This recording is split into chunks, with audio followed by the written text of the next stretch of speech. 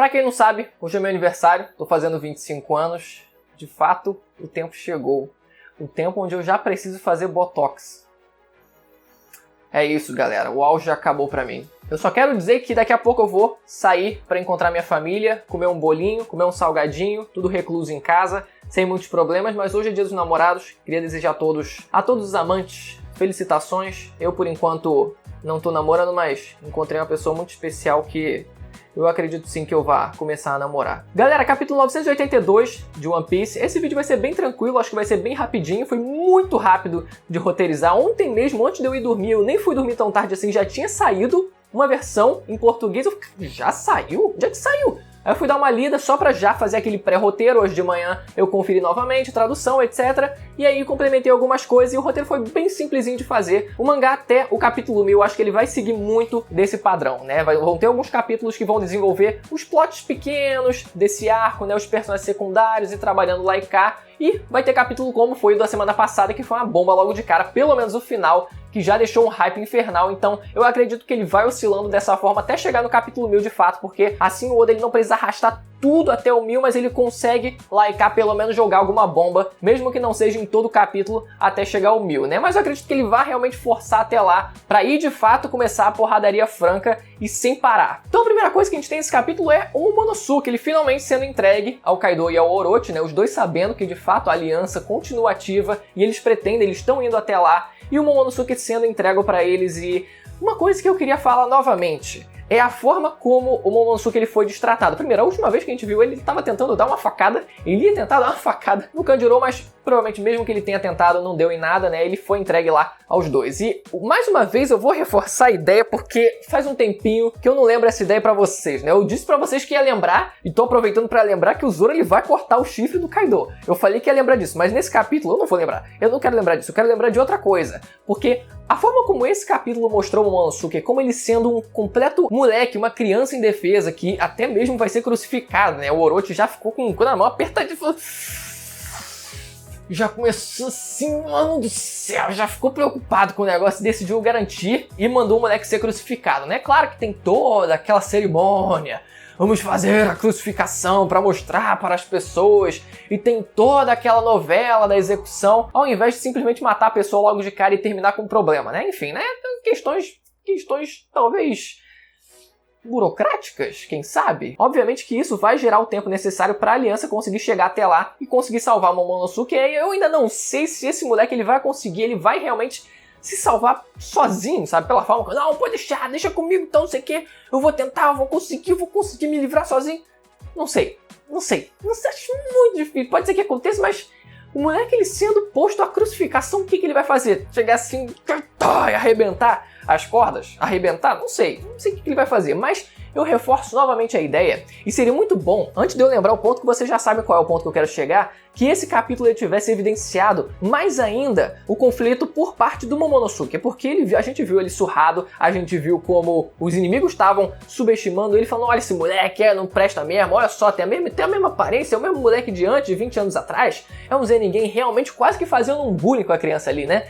Então seria muito bom se a gente visse um pensamento por parte do Momonosuke dizendo, caraca, se eu fosse mais velho, ou se eu fosse mais forte, vocês estão vendo o ponto que eu quero chegar, se eu fosse mais velho, se eu fosse mais forte, será que eu conseguiria fazer alguma coisa? E aí que entra novamente a ideia dele ser amadurecido pela Shinobu, que nunca foi dito que ela só poderia usar esse poder dela em objetos inanimados. Nunca foi dito isso. Esqueçam essa ideia e foquem no ponto aqui, meu amigo. Esse moleque ele vai ser amadurecido e vai conseguir dar uns cacetes no Kaido. Não vai ser suficiente porque vai faltar experiência, vai ser tipo Gon, mas mesmo assim já vai dar um caldo. Isso com certeza vai acontecer. Depois do capítulo ele deu destaque para outros personagens menores, a Black Maria, que apareceu primeiro na verdade, né? Logo no comecinho do capítulo com o Kaido, lá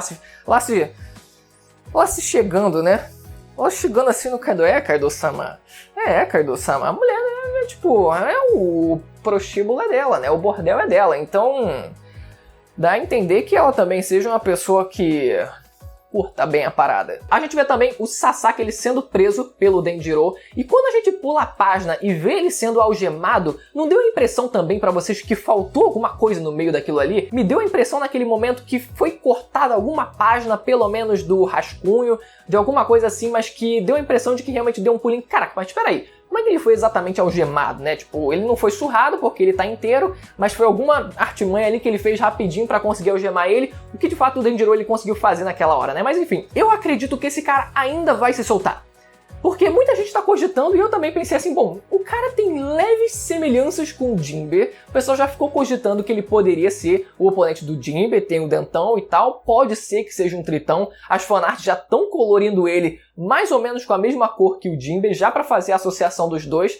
Pode ser que os dois ainda venham a lutar se ele de fato vier a se soltar, e eu acredito que isso vai acontecer. Mais uma vez, por aquele problema, velho problema de One Piece que é, ao invés dos personagens eliminarem de vez o inimigo, cortando a cabeça, por exemplo, matando de fato, não, vou prender ele aqui porque... Enfim, né, a gente não precisa, que isso, vou matar aqui a pessoa, nem conheço, o cara pode ser amigo da gente lá na frente, né, não tem pra quê violência? Pra que essa violência toda? Cara, vamos só prender, ué. Direitos humanos. Depois a Big Mom sendo... Quando aquilo foi divulgado nos spoilers, foi divulgado da seguinte forma, como é que era? Chopper e Brook enfrentam Big Mom enquanto fogem dela. A gente fica, mano, Chopper e Brook enfrentam Big Mom. Ai, ai. Era Chopper e Brook, né? Se eu não me engano, os dois. Ou foi Chopper e o Sop? Acho que foi Chopper e Brook. Eles chegam a dar um tiro de canhão bem na cara da véia. A véia aparece toda cheia de marcas, né, no rosto. E eu acredito que aquelas marcas, elas vão ser só interpretadas como sujeira mesmo, né? E a tendência, é engraçado isso, uma curiosidade só pra vocês, que a tendência da coloração oficial do mangá de One Piece, a coloração digital oficial do mangá de One Piece, é que normalmente eles interpretam esses arranhões na cara como leves hematomas. Eles costumam colocar uma coloração avermelhada nesses momentos, né? Nessas sujeirinhas que aparecem no mangá. Não sei se eles vão colocar também nesse momento, mas se colocarem, meu amigo, já fica aí, pelo menos ilustrado como se a Big Mom de fato estivesse levando dano de um tiro de canhão. Tudo bem que não é um canhão qualquer, porque foi o Frank que fez, mas ainda é um tiro de canhão. Mas é como eu falei no capítulo passado, o bando da Big Mom inteiro é uma galhofa, é uma palhaçada. O Oda, de vez em quando, ele decide levar a sério e faz realmente a Big Mom lá lutar pau a pau com o Kaido a noite inteira, né? Os dois, meu amigo, caindo no pau a noite inteira lá, 8 horas seguidas durante a noite, mas mesmo assim, 90% do tempo é isso. É isso que é a Big Mom, infelizmente. E no mesmo cenário, a Nami dá de cara com o Prometheus, né? Parece que o Prometheus, ele sentiu de alguma forma o Zeus ou algo do tipo, ou ele só achou por acaso, mas deu a impressão de que ele conseguiu sentir. Não sei como é que funciona realmente a relação, né? A interação entre essas almas, se elas realmente conseguem sentir umas às outras, né? Ou se a própria Big Mom consegue sentir onde essas almas estão. Mas enfim, não sei se foi deixado em algum momento claro, né? Explícito essa característica, mas... independente disso, ele consegue achar a Nami, e aí fica a questão, né? O que diabos vai acontecer? A Nami vai liberar o Zeus e os dois vão lutar um contra o outro, o Zeus vai lutar contra o Prometheus, ou a Nami vai conseguir também convencer o Prometheus a se juntar a ela. Só que para isso ela precisaria oferecer alguma coisa, né? O poder da Nami, o Climactax, ele consegue produzir nuvens e com isso ela conseguiu alimentar o Zeus. Mas como ela vai conseguir alimentar o Prometheus se ela nunca produziu fogo? Ela vai usar o quê? O fogo no rabo dela?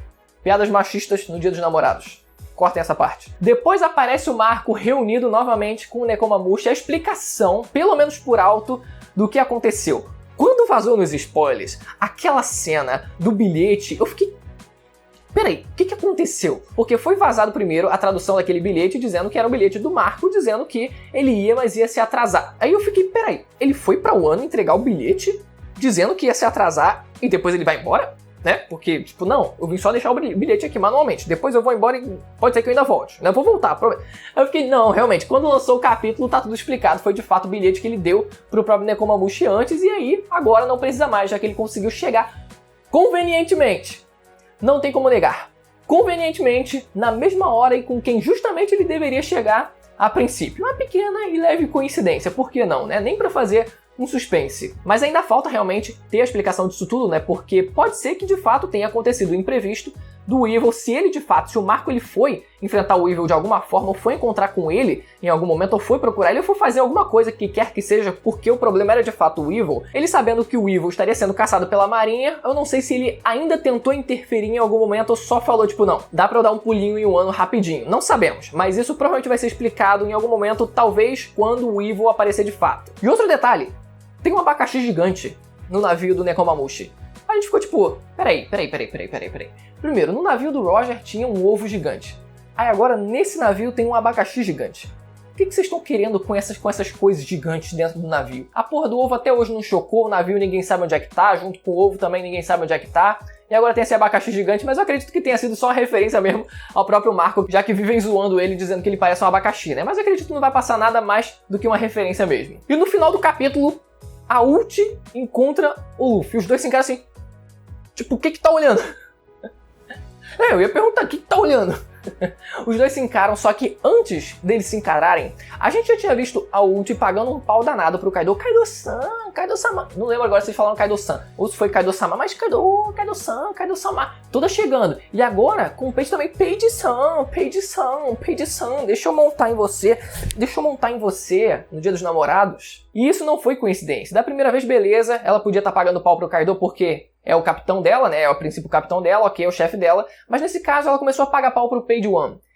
Provavelmente ela vai pagar pau pro Luffy também. E com isso é capaz dela ainda mudar de lado, estilo Baby Five em Dressrosa. É isso que eu tô prevendo pra essa personagem. Então o capítulo, no geral, ele serviu principalmente pra desenvolver alguns pequenos plots envolvendo os 6 voadores. Se a Ult realmente for pro lado do Luffy, o Sasaki também sendo preso, né? A Black Maria só apareceu, não aconteceu nada com ela demais, né? E o Page One a gente não sabe o que vai acontecer, se ele... Enfim, eu acredito que ele vai só depois seguir a vida. Vai continuar ativo, sim. Mas o capítulo foi bem simples, mas pra isso mesmo, vamos esperar pra ver se no próximo capítulo a gente tem alguma bomba a mais, né? Talvez sigam aí no padrão de 2 capítulos medianos e 1 capítulo bomba. Espero que você tenha gostado do vídeo. Eu vou deixar os 2 últimos vídeos de One Piece aqui do canal pra você continuar assistindo e aproveitar e ativar o sininho também pra receber as notificações do canal. E quem não é inscrito também, aproveitar pra se inscrever, beleza? Até a próxima, tchau!